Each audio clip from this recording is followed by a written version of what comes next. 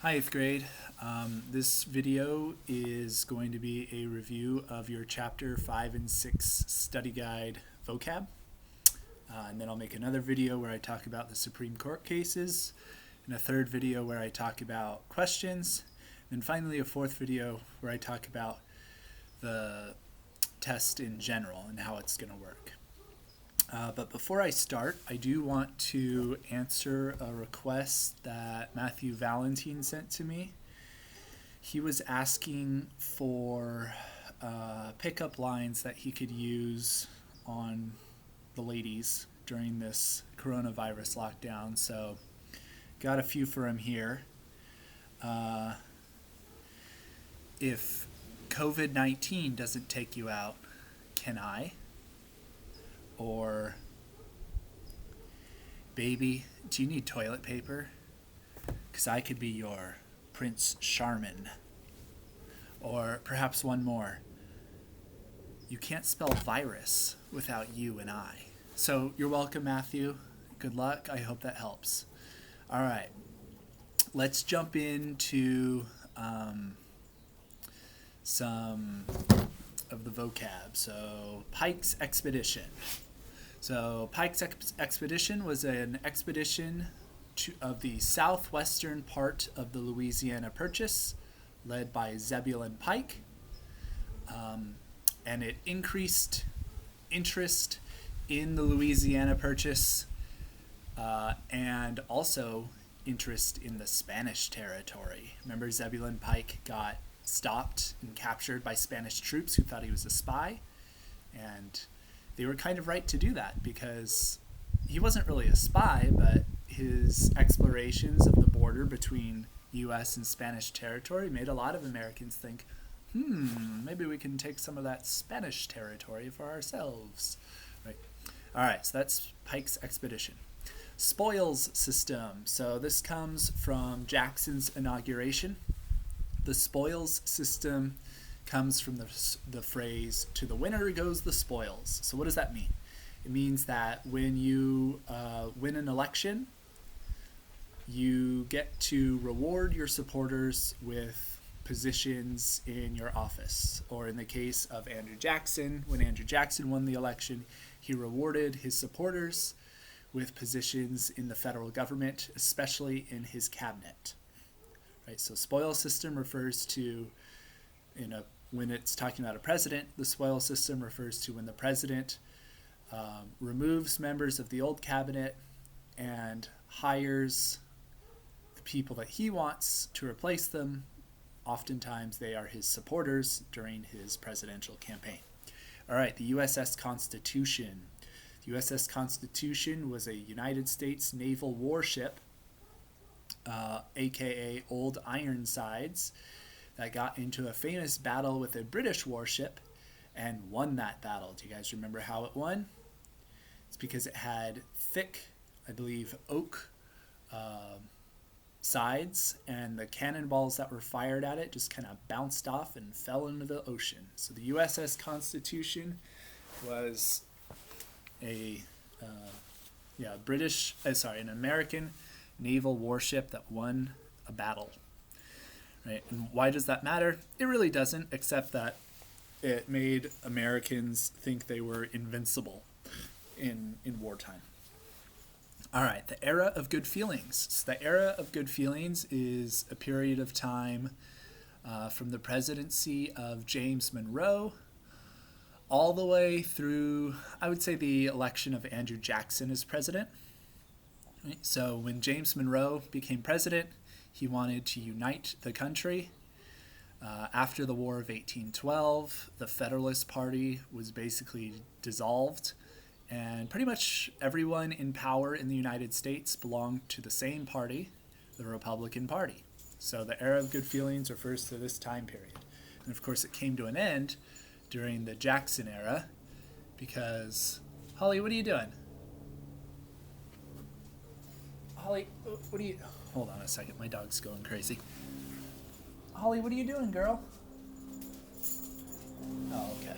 All right, she's fine. She's being weird. It came to an end during the Jackson era because that's when we had a reemergence of the two-party system. All right, judicial review. Judicial review refers to the power of the Supreme Court to not only declare laws unconstitutional, but to strike down those laws that are unconstitutional. So this was a power the Supreme Court gave to itself in Marbury versus Madison. It took power away from the Congress and replaced it in the power of the Supreme Court. Right? So essentially gave 9 people in the Supreme Court, 9 justices, the power to completely undo the legislative process. Right? So that has tremendous implications for separation of powers. All right, Trail of Tears. Trail of Tears refers to the journey of mostly the Cherokee tribe when they were required to leave the southeast and move out to Oklahoma for the most part. Why is it called the Trail of Tears? Because of the roughly 15,000 Cherokee who traveled on that journey, 4,000 died. Why did they die? Well, because they were being removed under the guidance of the United States military, and the U.S. military did not give them adequate provisions for the journey, which took place in winter. So a lot of them died of exposure to the elements, like the cold. And there weren't enough blankets, there weren't shoes, no tents, not enough food, so a lot of people died. All right, Barbary Pirates. The Barbary Pirates were a group of pirates that ran the Barbary States. So the Barbary States are in North Africa, and why do we care about them? Because during the presidency of Thomas Jefferson, they were raiding and capturing U.S. trade ships in the Mediterranean and around the coasts of Africa. Holly, stop eating the grass. They were raiding U.S. trade ships in the Mediterranean and across the coast of Africa, and they were requiring payments of tribute in order for those goods and those sailors to be released. Well, Thomas Jefferson puts an end to that when he wages war against the Barbary States and basically wipes them out by capturing Tripoli. All right. Nominating conventions. So nominating conventions are a change to how the electoral system works when nominating a presidential candidate for Congress. During the time of Andrew Jackson, when Andrew Jackson was running for president, the political parties started to use nominating conventions. So what are these? These are conventions of people who gather together to nominate a political party's presidential candidate. Right? Before nominating conventions, it would be like a select group of leaders of the party who would have like these secret meetings to choose their candidate. A nominating convention opens it up to hundreds to thousands of people who can just show up and they can decide who their party is going to nominate for president. Right? So it's part of Andrew Jackson's broadening or expanding the circle of people who get to participate in presidential elections. Sequoia was a Cherokee leader who invented a writing system for the Cherokee tribe. Right? So he was, remember the Cherokee are part of the Native American movement to westernize and to kind of adapt to American culture. So Sequoia was one of the leaders in this movement. He was responsible for the Cherokee developing an alphabet and a writing system. Right? And this led them to do other things like establish public schools for Cherokee students, to have newspapers, businesses, things like that. All right, next one, the Pygmy Treaty. So the Pygmy Treaty has to do with the Louisiana Purchase. I'm going to open up the book because I want to make sure I get this right.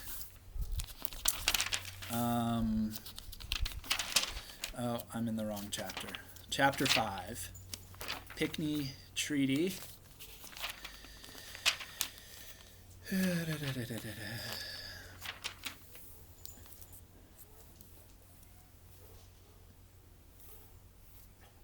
right, where are we? We're at the beginning of Chapter 5, Section 2.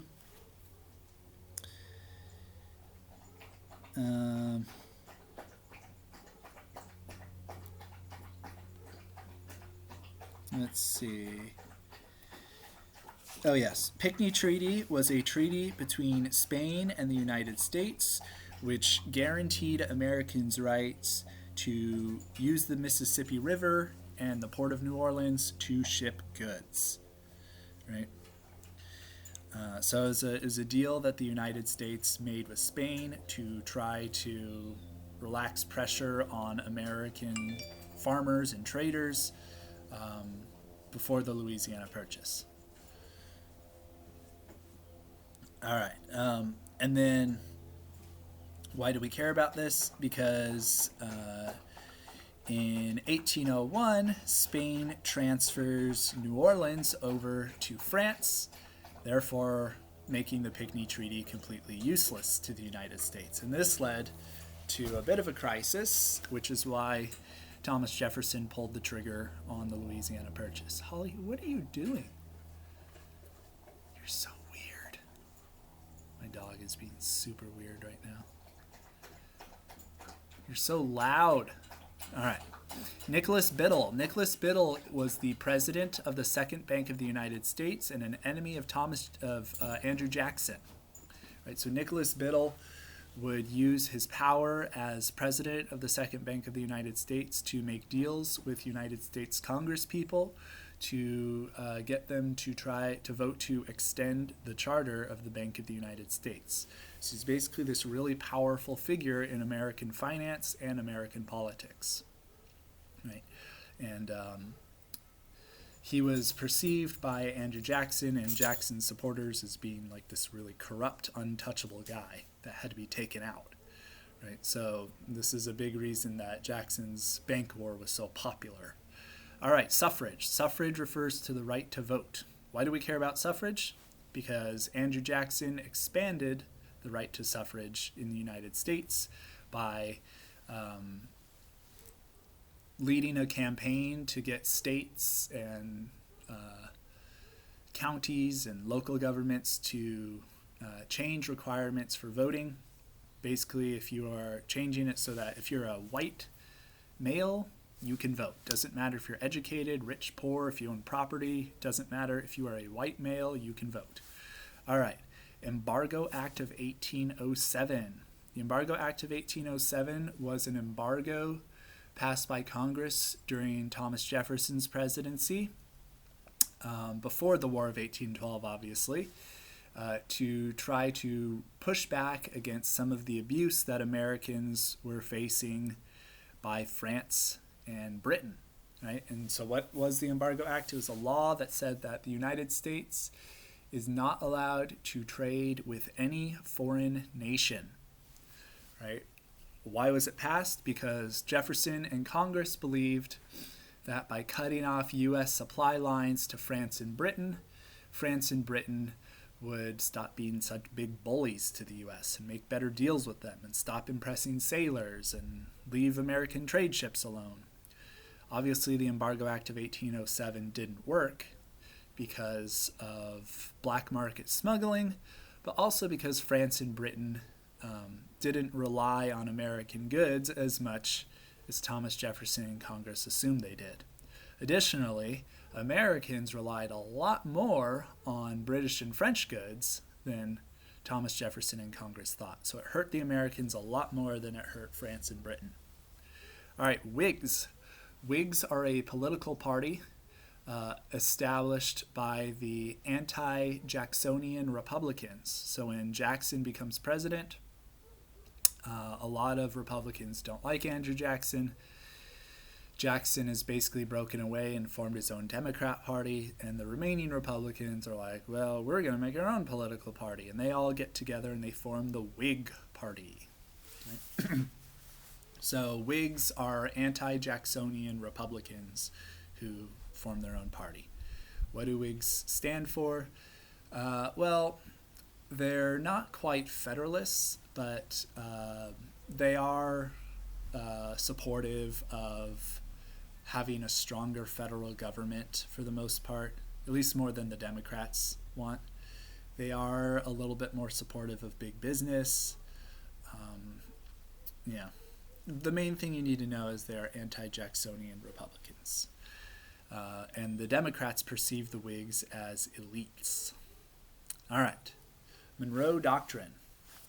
The Monroe Doctrine refers to a philosophy of the James Monroe administration. So when President Monroe took office, he made it clear, along with John Quincy Adams, that he wanted Europe out of North, South, and Central America. And he especially didn't want them to interfere with all of these Latin nations that had won their independence from Spain. Right? So the Monroe Doctrine said that any acts of aggression against the newly free Latin nations by the nations of Europe, the United States would perceive that as a threat against the United States. Right? Why is the Monroe Doctrine such a big deal? Because it was an attempt by the United States to basically flex its muscles on the international stage. Okay, interstate commerce. Interstate commerce refers to trade that crosses state lines. Why do we care about that? Well, it comes up in a Supreme Court case that we're going to talk about in the next video. And it deals with questions of federalism. So who gets to regulate interstate commerce? Is it the states or is it the federal government? Right? So if Samara owns a shoe business in California and she uses leather from Arizona to make her shoes, and she gets her leather from Martin's leather tanning shop in Tucson, Arizona, right?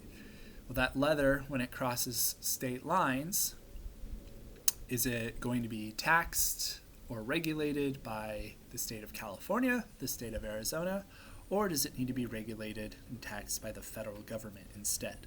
So interstate commerce refers to commerce, trade that crosses state lines. All right, nullification.